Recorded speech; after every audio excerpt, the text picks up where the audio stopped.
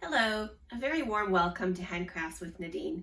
My name is Nadine. I'm coming to you from northern New South Wales, Australia, in the Byron Shire. I'm originally from Montreal, Canada. I've been living here with my husband, our two teenage daughters, for about, 11, nearly 12 years.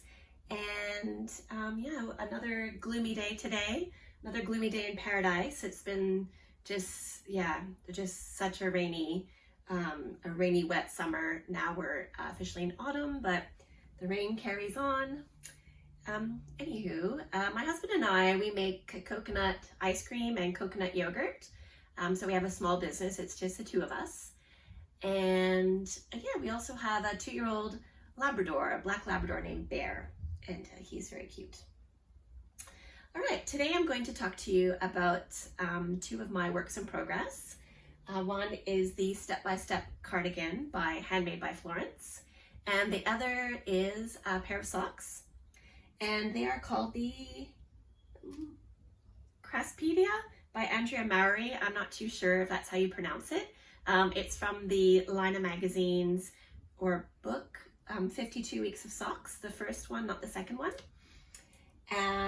So I'm going to talk about those and a little bit about Me Made May. We're on day 11 today, and speaking of which, I'll show you what I'm wearing today. I'm not wearing any knits, but this is a sewn garment that I've made. I used a linen cotton blend from Spotlight Stores. I made this last year. I think I made it during Me Made May last year. So basically, I'll stand up and show you. It's a long sleeve dress. It's quite similar to the hinterland dress, I guess, but the skirt is much fuller. It's got a little button at the back, the little peephole. Sometimes I feel like I'm in the Handmaid's Tale when I wear this dress. I don't know if it's the color. I feel like at one point, I don't remember the characters' names, but the woman with the blonde hair who the main character was a handmaid for, I feel like she was wearing a dress this color. Anyways, I first saw this dress on Pinterest. I'll try to insert a photo, and then I clicked on the link, and it brought me to this page where this lady was showing her capsule wardrobe. And one of the dresses she had was this dress, but it was a different version. So as I kept clicking on, it brought me to the pattern, which is called the Cora Dress, and that was by We Are the Fabric Store, which I think is an Australian fabric store, and they also have patterns, and it's a free pattern. However, I changed it a little bit because I already had a 3/4 length sleeve dress with the hinterland dress, and then I saw they also had another free pattern on there called the tie back dress that had these longer sleeves, and so I just mishmashed them together because I didn't really want a tie at the back. I wanted the button from the Cora dress, and then I wanted these longer sleeves, and they're quite pretty too. They go, I guess they're straight sleeves, and then they have a little gather at the cuff. And so I think that's it. I think that's the only difference between the two dresses.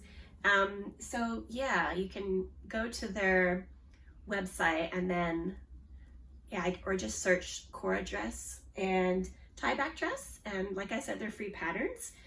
Being free patterns, they're not as hand-holdy in the descriptions as if you were to buy like a Sew Liberated pattern that you pay for, and they give you more details, instructions. But I think like I'm really a beginner sewer, so I think if you have sewn another, like if you've sewn the hinterland dress, for example, you could easily figure out how to sew this one as well. Yeah, I just love the color too. It's very pretty. All right, that's enough about that. Okay, on to my first work in progress. So last week I showed you the step-by-step cardigan, which I'm making by Handmade by Florence. My yarn is Bendigo Woolen Mills. Woodlands, which was a limited edition yarn. They still have some on their website. I believe they even still have this color. It's called Pitch, and it's a wool, mohair, bamboo. The mohair and the bamboo are very small percentages, and then it's got neps in it as well. It's hand wash only, so I believe that it's non-superwash. And I'm pretty sure Bendigo Woolen Mills wool is a blend of merino and Corriedale, I think. Yeah, so I'll show you how I'm at. So I'm just at the sleeves. I've done a few centimeters of the sleeve of the first sleeve. Second sleeve is still on hold. The fabric it's making is really, really nice. I really love this yarn. It's great. It's the first time I've used it. I wasn't too sure about the brown neps with the gray and black.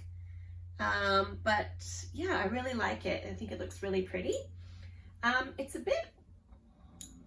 going to be a bit more fitted, I think, than I had originally intended. I think I wanted it to be a bit bigger. However, I don't know if you guys, I mean, I'm sure everyone knows, it's a Sarah podcast, and I love her podcast. I've probably watched all of them, and I know that she's talked about, she also wears a lot of dresses with looser skirts, or just like a looser style skirt anyways. And she says that, and it's so true, that to wear a fitted cardigan just really complements a looser fitting bottom. So if you were to have a really loose fitting cardigan over the loose fitting dress, the overall look can just be a little unflattering, I guess. So yeah, I'm not too upset that it ended up being a bit small. I'm not surprised also, because this is a DK yarn, and I think the pattern is for a worsted yarn. So my bad. I did do a little, in my last video I showed, I did what I call a micro swatch. So I just did about 4 rows and stretched it out onto the cable and had a look. And I actually thought that my gauge was a little bit bigger, so I thought it would have been all right. But yeah, for those who don't do gauge swatches at all, or don't do big gauge swatches like myself, a little tip is, yeah, you can always, like, this is your gauge. You don't really need to do a separate swatch, as long as you don't mind undoing, I suppose, if you're not happy. But once you've knitted it, you can just take your ruler and then count your stitches from there. I mean, what more perfect gauge swatch than your actual sweater? Because that's, you know, sometimes you might do a gauge swatch, but for whatever reason you're stressed, so your gauge is going to be a bit smaller, or you're just feeling really relaxed, so you're knitting a bit looser.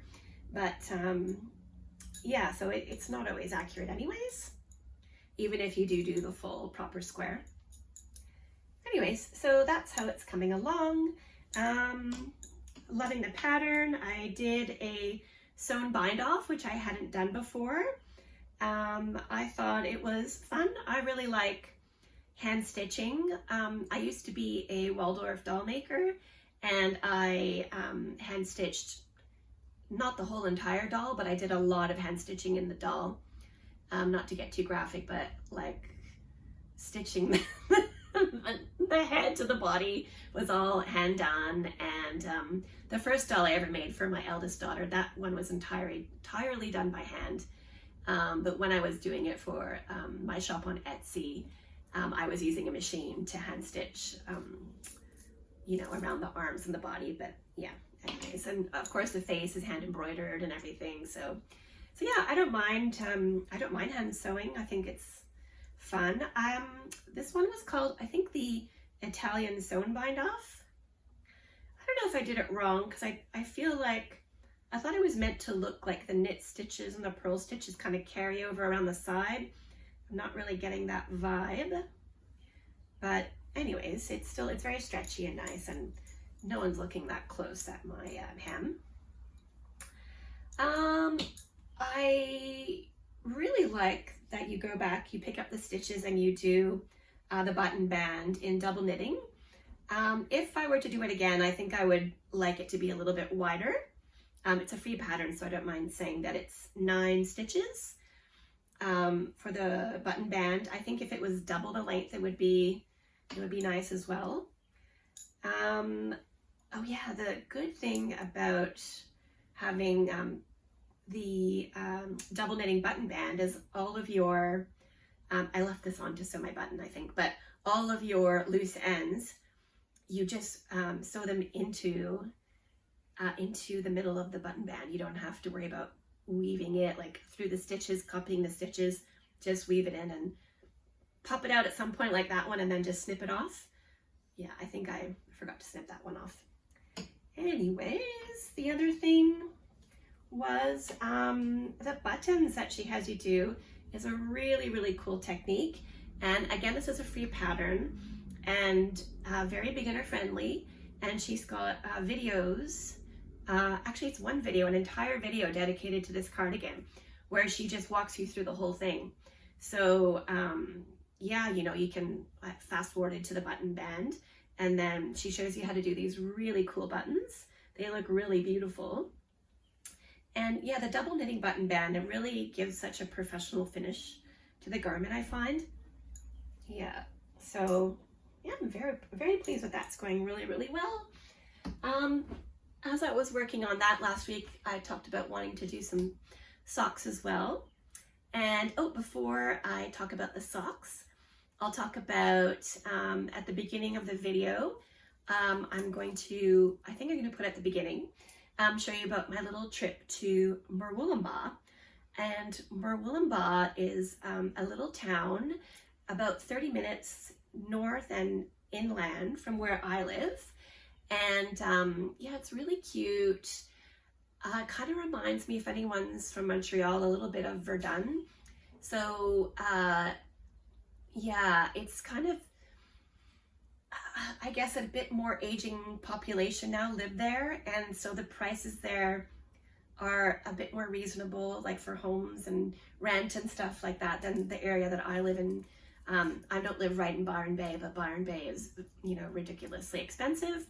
So a lot of young people, a lot of young artists have moved over to Mowry, kind of changing up the town, revitalizing it a bit, like what happened in Verdun, in Montreal, where I used to live. Like, I used to live near Verdun, and my father and my mother both grew up in Verdun, if you know the area. Anyway, so it's really cool. You know, there's a lot of cool things popping up, cafes and stuff and restaurants. And a couple of years ago, I thought there was no yarn stores here whatsoever when I first moved here. And then one day, a couple of years ago, my husband and I were going to see a movie in Mowry. And there's a very, very cute vintage movie theater there. And, you know, they have like bean bags down the front if you want to watch on the bean bag, and very, very small, and it shows a lot of like independent movies. Anyways, we went to see a movie there and I couldn't believe it. There was a yarn store. I really couldn't believe it. It was called Mill and Make, and it was attached to this area called the M Arts, which I guess is Mowry Arts. And very sadly, unfortunately, during the floods a couple of years ago, the poor dear, she lost her store. Basically, it was very tragic. On Instagram the night before, she was saying, oh, I'm just gonna, you know, put these things up just in case, because they knew there was rain coming. She was taking everything off the floor, and then the flood just took her whole entire store. It was very, very sad. So she wasn't sure if she was going to reopen, and she did not. However, a lovely lady named Karen, hi Karen, if you're watching, who used to work there, I believe, has opened a store just around the corner, and it's called Knit Happens, and it's very cute. Oh, going back to that M Arts, I took a little video of it. It's right behind, like under the movie theater, and it's really, really cool. It's a whole bunch of shipping containers in this big open space, and they've painted them all black, and one is like a jeweler, the next one is like an artist studio, There's another one with a seamstress and maybe a tailor, and then there's like a florist. What is it called? Stained glass, weaving. It's really, really, really cool. So I think I added that footage at the beginning. And anyways, so I talked about last week how I was going to knit the socks by Andrea and Mowry. I'll just show them here. And I talked about how I started these a while ago. Hold on, I shoved them inside. And yeah, I just wasn't happy with how little and tight the gauge was. And just when I looked at the photo of Andrea wearing it, and I know it's the same size because the bigger size has an extra column of this pattern right here. Anyways, so it's just like they just don't look the same. And normally my gauge I feel is not tight, but yeah, it just was too small. So I decided I wanted to get one size up needles. So I wanted to get a 2.75 millimeter needle. So I looked online, and Karen sells them at her store, Knit Happens, Xiaogu, which is what I really wanted. And then when I was there, I saw the little shorties by Xiaogu. They're called Twist. And in this little bag, you get two different size needles. Oh, there you go. I combined them here. So you get one longer one and one shorter one, and then two different size cables as well. And I was speaking with Karen, and she said that's all she uses to make socks. So I was like, all right, okay, I'm convinced. I'm going to try. Probably not the best idea to try two new things at once. Not very scientific to change two things. But so I went up a needle size, and I'm trying this new technique.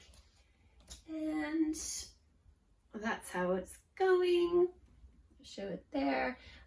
Much happier with the fabric that it's making. If I can compare the two. Oh yeah, look at that. You can see it's popping. It's, yeah, much bigger. And yeah, it looks a lot better, and it fits a lot better.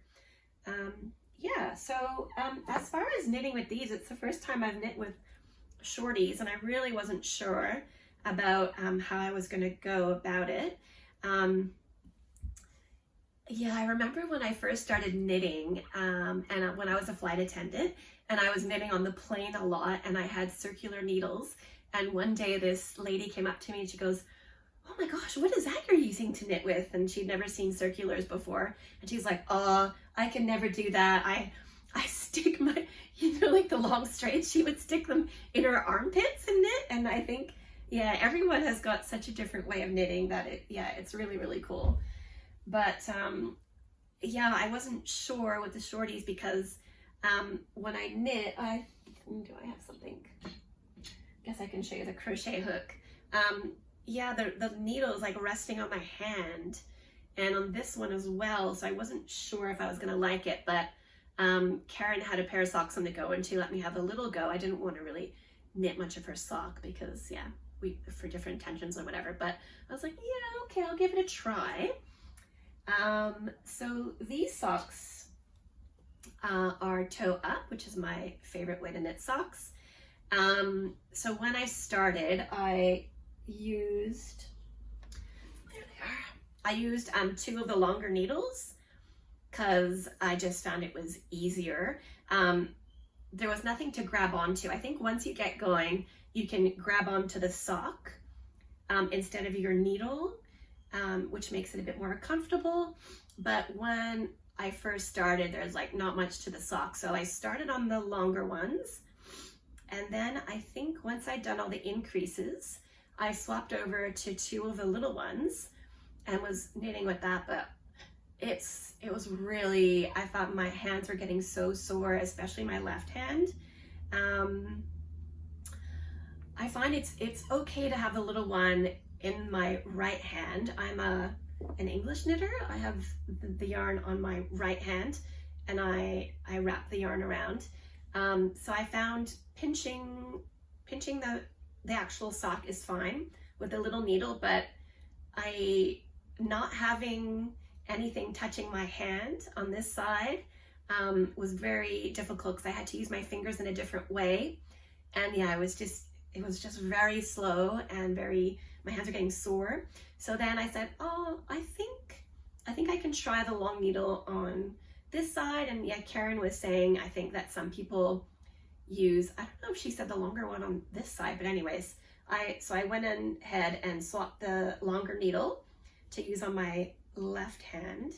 And then I could have the needle, I guess, leaning against something in this hand or resting on there.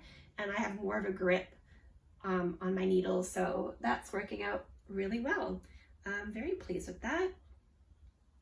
Oh yeah, the other thing I did, on this first version, I did the knitted version of the baubles. And looking at it, I think, yeah, they're not very perky, but Andrea in this pattern says or gives instructions on how to do a crochet version of the bauble. I'm first a crocheter. I've been crocheting since I was 8 years old. So I said, yeah, well, of course I'll give it a go with a crochet hook. And to be honest, it's really cool.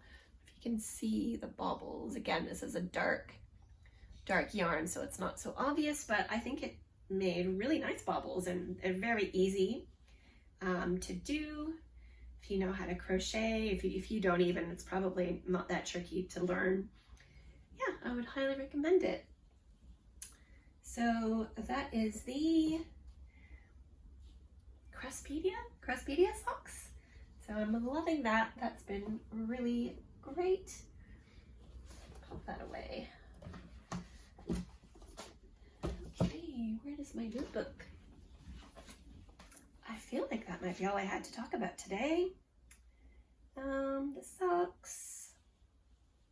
Yeah, oh right, the last thing was Me Made May. So we're at day 11, like I said, and I guess the most challenging thing for me is I like to take my photos outside. Last year I took some of the photos inside, but I think I prefer the look of the photos outside with the natural lighting, and just the weather's just been so difficult. I think in one of my photos you can see raindrops coming down in front of my face. It's just been so wet and gross outside, but yeah, I'm having a lot of fun with it. Like I said, I get my husband to take the photos, and that's really fun because he just makes me laugh when I'm taking the photos. And yeah, it's sure to get a good photo when you're laughing. And like I said last week too, moving a lot in the photos is good, so you don't have to stand and pose, you know, yeah, which is always very awkward. So I'm having fun doing that. I feel last year I felt more pressured to make more stuff, but I guess I just have more handmade items in my wardrobe at the moment. Also, I've only got one pair of handmade pants. I don't know if you have, I mean, there's no rules really, is there? But for Me Made May, I kind of feel like I have to made everything I'm wearing. So maybe not though. I could probably just wear a regular pair of pants if I wanted to if I run out of things to wear, and then just with a handmade sweater or top or whatever. But yeah, so tomorrow, it's Saturday here, so tomorrow is Mother's Day. Happy Mother's Day. I hope you've had a lovely week. I hope that you get to make something beautiful with your hands this week. And if you celebrate, happy Mother's Day. Happy Mother's Day to your mom. Hope you get to celebrate with someone you love, or if you don't, you know, if your mom's no longer with you, then you get to take the time and think about your mom. That's it for me today. Please like and subscribe if you're so oriented, and yeah, give me a comment if you like. I had a few comments last week, and yeah, I'd love to interact with people in the comment section if you have any questions for me, or if you're participating in Me Made May, if you've made a dress, if you're knitting socks from that book, 52 Weeks of Socks, or if you're making the step-by-step cardigan. And yeah,